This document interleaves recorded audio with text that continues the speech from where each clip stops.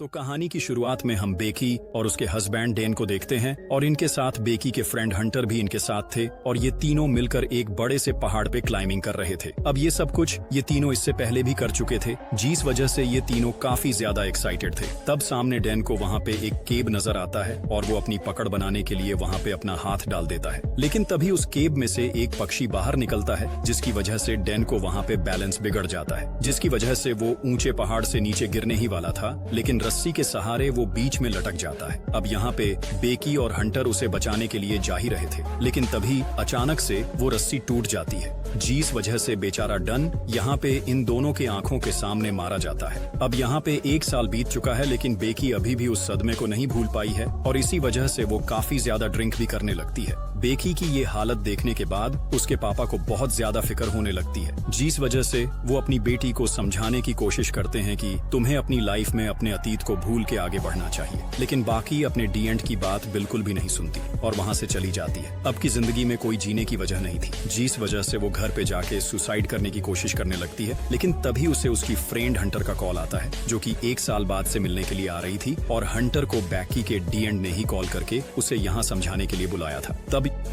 तब यहाँ पे हंटर बेकी का मन हल्का करने के लिए उसे रेगिस्तान वाली 20,000 फीट ऊंचे पुराने टावर के बारे में बताती है और वो कहती है कि हम पहले की तरह वहाँ पे क्लाइंबिंग करने के लिए जाएंगे। पहले तो बेकी ऐसा करने से उसे साफ मना कर देती है, लेकिन थोड़ी देर के बाद वो भी मान जाती है, क्योंकि उसे भी अतीत को भूल के अपनी लाइफ में आगे बढ़ना था। जिसके बाद अगली सुबह ये दोनों दोस्त क्लाइंबिंग करने के लिए वहाँ से निकल जाते हैं। अपनी पुरानी यादें ताजा करने के लिए बेकी हंटर का फोन उठा के उसकी पुरानी फोटोज देखने लगती है, लेकिन रास्ते में इनका ध्यान भटकने की वजह से अचानक से इनका एक्सीडेंट होते होते रह जाता है, जिसके थोड़ी ही देर बाद ये लोग अपने टारगेटेड लोकेशन पे पहुँच जाते हैं। लेकिन वहाँ पहुँच बचने के बाद उन्हें गेट के बाहर एक वार्निंग नोटिस बोर्ड मिलता है और उस टावर के मेन गेट पे बाहर से ताला लगा हुआ था, जिस वजह से इन्हें पैदल ही आगे बढ़ना पड़ता है। कुछ दूर आगे चलने पे हंटर को एक मरा हुआ जानवर दिखाई देता है, जिसे 2 गीत बैठ के खा रहे थे और उस जानवर की फोटो क्लिक करके हंटर उसे अपने इंस्टाग्राम अकाउंट में डाल देती है। इस वजह से जल्दी उसमें बहुत सारे लाइक्स आ जाते हैं। अब टावर के पास पहुंचने के बाद हंटर अभी भी अपने वीडियो को शूट कर रही थी, लेकिन उस सुनसान जगह पे इतने ऊंचे टावर को देखने के बाद काफी ज्यादा घबरा जाती है। लेकिन हंटर उसके पास आके उसे काफी ज्यादा मोटिवेट करती है और उसे अपने डर पे काबू पाने के लिए कहती है। अब ये दोनों अपनी सेफ्टी रस्सी बांध के ऊपर चले गए, लेकिन ये टावर काफी ज्यादा पुराना होने की वजह से इस पूरे टावर में जंग लग गया था और टावर के अंदर का नट बोल्ट भी काफी ज्यादा लूज था। लेकिन इन दोनों को यहाँ पे ज्यादा भी खबर नहीं थी कि आगे इन दोनों के साथ क्या होने वाला है। पर तभी वहाँ पे बेकी जिस रोड को पकड़ती है वो रोड अचानक से टूट जाता है,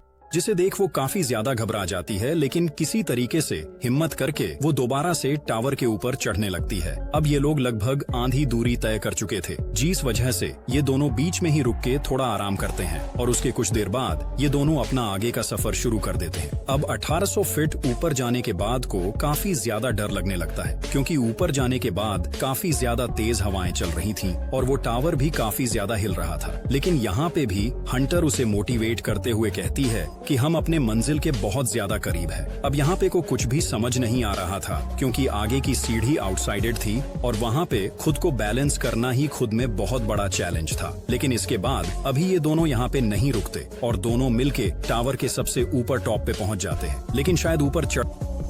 उन्होंने एक चीज नोटिस नहीं की कि इनके ऊपर चढ़ने की वजह से टावर के नट बोल्ट लूज होगी वहाँ पे खुल चुके थे। अब अपनी मंजिल तय करने के बाद हंटर वहाँ पहुँच के बहुत ज्यादा खुश होती है, क्योंकि उसे अपने YouTube चैनल के लिए बहुत अच्छा कंटेंट मिला और उसे रिकॉर्ड करने के लिए वो अपना ड्रोन उड़ा के अपना ड्रोन शॉट रिकॉर्ड करती है। अब यहाँ पे अपना खतरनाक शॉट रिकॉर्ड करने के चक्कर में हंटर वहाँ टावर पे लटक जाती है और वो सेम पोजीशन में इस शॉट को रिकॉर्ड करने के लिए बेकी को भी कहती है। बेकी काफी ज्यादा घबराई हुई थी, वो बहुत ज्यादा डर रही थी, लेकिन किसी तरीके से हंटर उसे भी लटका देती है और वो उसे लटकाने के बाद उसके साथ अपनी एक सेल्फी क्लिक करती है। अब यहाँ पे बेकी अपने बैग में से कुछ निकाल रही थी, जिसे देखने के बाद हमें पता चलता है कि वो अपने साथ यहाँ पे डेन की अस्थियां लेके आई थी। अब यहाँ पे अपने हस्बैंड की अस्थियों को विसर्जित करके बेकी बहुत ज्यादा खुश होती है और वो खुद में ही काफी ज्यादा रिलैक्स फील करने लगती है। अब अपना सारा काम कम करता है। लेट होने के बाद ये दोनों नीचे जाने का डिसाइड करते हैं, जिस वजह से ये दोनों अपने आप को सेफ्टी रस्सी से बांध के वहां से उतरना शुरू कर देते हैं और सबसे पहले वहां से बैग के नीचे उतरने लगती है। लेकिन जैसे ही बैग के नीचे उतरने लगती है तो सियर ही अचानक से टूट जाता है और उसके टूटने की वजह से बैग ही वहां से नीचे गिरने लगती है। लेकिन क्योंकि इन दोनों ने यहाँ पे सेफ्टी रस्सी बांध रखी थी, इस वजह से बैठी की यहाँ पे जान बच जाती है और हंटर यहाँ पे बड़ी मुस्कत से अपना जान बचा लेती है। जब वहां से किसी तरीके से ऊपर आती है तो उसके जान में जान आती है, लेकिन हद तो तब हो जाती है जब इन्हें पता चलता है कि इनकी यहाँ से नीचे उतरने की आखिरी उम्मीद भी खत्म हो चुकी है, जिसे देखने के बाद ये दोनों यहाँ पे काफी ज्यादा घबरा जाते हैं। अब हेल्प मांगने के लिए ये दोनों अपना अपना फोन चेक करते हैं, लेकिन ज्यादा ऊंचाई में होने की वजह से इन दोनों के फोन में सिग्नल भी नहीं आ रहा था और इनके पास इनका खुद का बैग भी नहीं था। अब ये सब कुछ देखने के बाद बेकी काफी ज्यादा परेशान हो जाती है और वो हंटर से कहती है, मैंने तुम्हें पहले ही बोला था कि हमें ज्यादा ऊपर नहीं जाना चाहिए। जीस पे हंटर से कहते हैं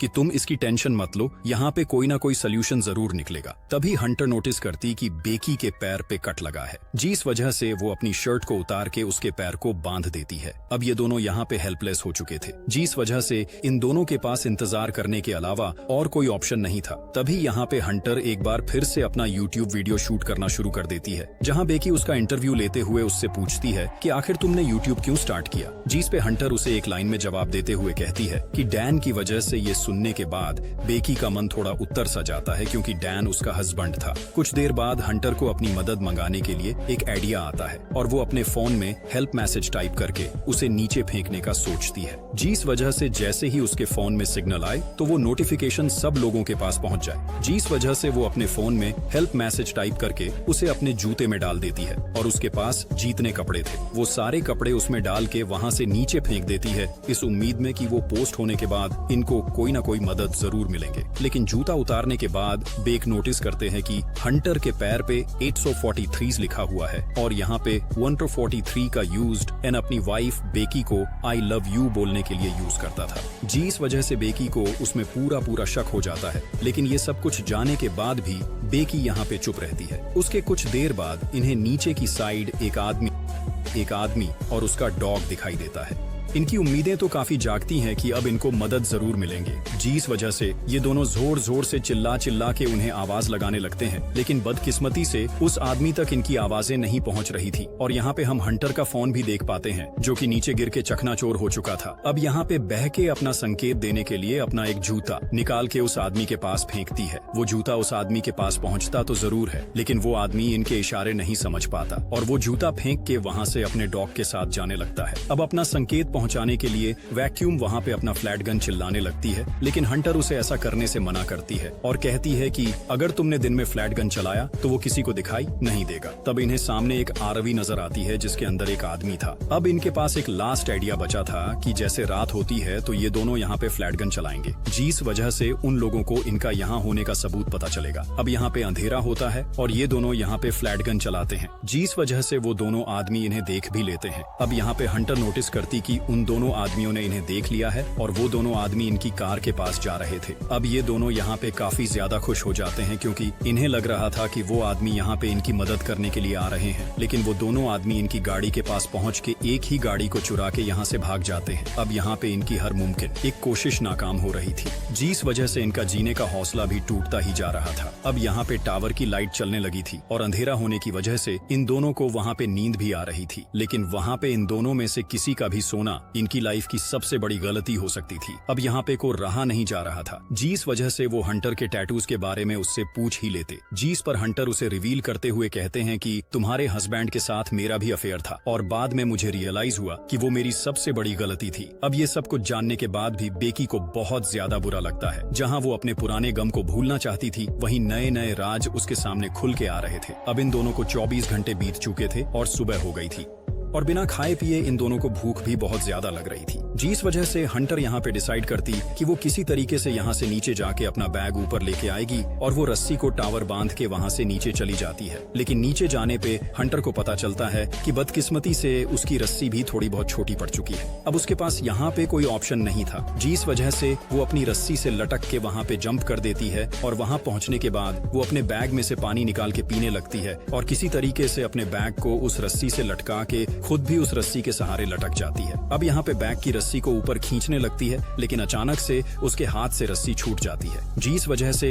हंटर वहाँ पे नीचे गिरने वाली थी, लेकिन टावर के एक खंभे से बने हुए रस्सी की वजह से वहाँ पे हंटर की जान बच जाती है। अब क्योंकि यहाँ पे हंटर का हाथ छिल चुका था, जिस वजह से बहके अपनी पूरी ताकत लगा कि हंटर को किसी तरीके से अकेले ही ऊपर करती है। अब इन्हें यहाँ पे पेपर पेन देख के एक और आइडिया आता है और बहके एक पेपर पे अपना हेल्प नोट लिखे अपने ड्रोन की मदद से उसे एक बगल वाले होटल तक पहुँचाना चाहती थी, लेकिन बदकिस्मती से ड्रोन में भी चार्ज नहीं था, जिस वजह से ड्रोन वहाँ पे रिवर्स हो जाता है, जहाँ पे कि किसी तरीके से अपने ड्रोन को पकड़ लेती है। अब काफी टाइम से इन दोनों ने नींद नहीं ली थी, जिस वजह से वहाँ पे बहकी की आंख लग जाती है और उसे अचानक से एक बुरा सपना आता है और वो देखती है कि हंटर की वहाँ पे मौत हो गई है और गिद्ध उसके सामने उसकी दोस्त को, जिसे देखने के बाद अचानक से उसकी नींद खुलती है और नींद खुलने के बाद उसे पता चलता है ये तो उसका एक बुरा सपना है। अब सुबह टावर की लाइट को ब्लिंक करते हुए देख बेक को एक आइडिया आता है और वो सोचती है कि टावर के ऊपर वाले लाइट वाले होल्डर से वो अपने ड्रोन को चार्ज कर सकती है, जिस वजह से वो किसी तरीके से उस टावर पे चढ़ के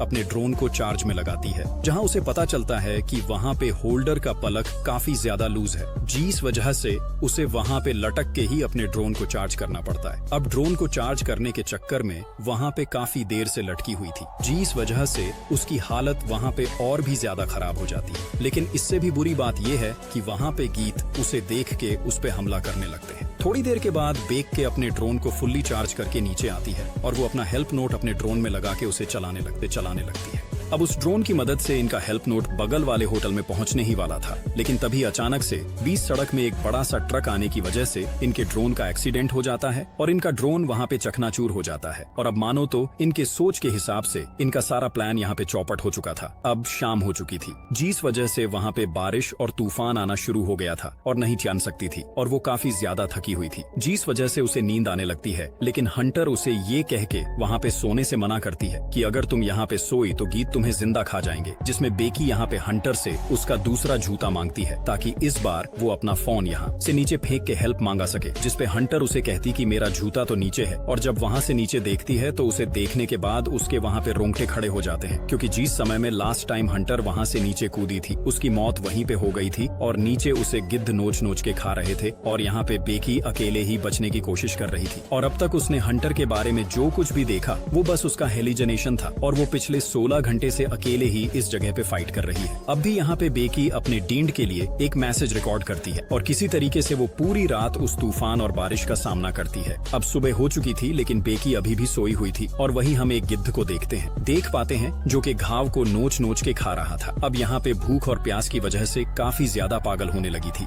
जिस वजह से वो गिद्ध को ही जिंदा मार के उसे वहाँ पे खाने लगती है। अब यहाँ पे को क्योंकि मन्ना तो था ही और उसके पास कोई ऑप्शन ना होने की वजह से वो वहाँ से नीचे कूद जाती है और वो अपनी रस्सी के सहारे हंटर के पास पहुंच जाती है और यहाँ पे वो अपना मैसेज टाइप करके हंटर की दूसरे जूते में डाल देती है और अपने फोन को प्रोटेक्ट करने के लिए वो जूते को हंटर की बॉडी में डाल देती है और उसकी बॉडी के प्रोटेक्शन की वजह से इस बार तो फोन जरूर बचना था और वो लास्ट टाइम पे अपने दोस्त से माफी मांग के उसके बॉडी को नीचे गिरा देती है। लेकिन जैसे ही बेकी के डीन को उसका मैसेज मिलता है तो वो पूरी पुलिस की टीम को लेके वहाँ पे पहुंच जाता है। वहाँ पहुंचने के बाद बेकी के डीन और पुलिस वालों को वहाँ पे एक बॉडी मिलती है, जिसे देखने के बाद बेकी के डीन की भी वहाँ पे हिम्मत टूट जाती है। लेकिन यहाँ पे पुलिस वालों ने रेस्क्यू करके बेकी को भी बचा लिया था और अपनी बेटी को जिंदा देख बेकी के डी एंड को बहुत ज्यादा खुशी मिलती है और अपने डी एंड से दोबारा मिलने के बाद वो बहुत ज्यादा खुश होती है, क्योंकि एक तरीके से वो जीत जी मर ही गई थी और ये मूवी यहाँ पे खत्म हो जाती है।